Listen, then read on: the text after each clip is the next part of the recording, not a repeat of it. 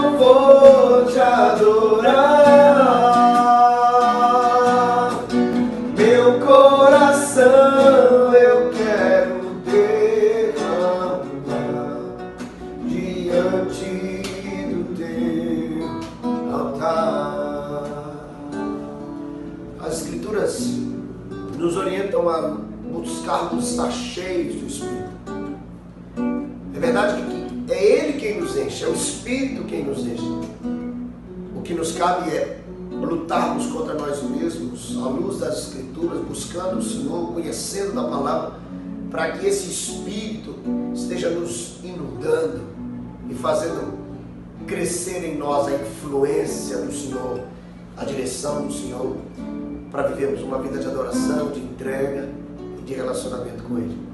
Que sejamos desses que são cheios do Espírito e, portanto, usados para a glória do Senhor. Em nome de Jesus. As minhas mãos eu quero levantar e em louvor te adorar.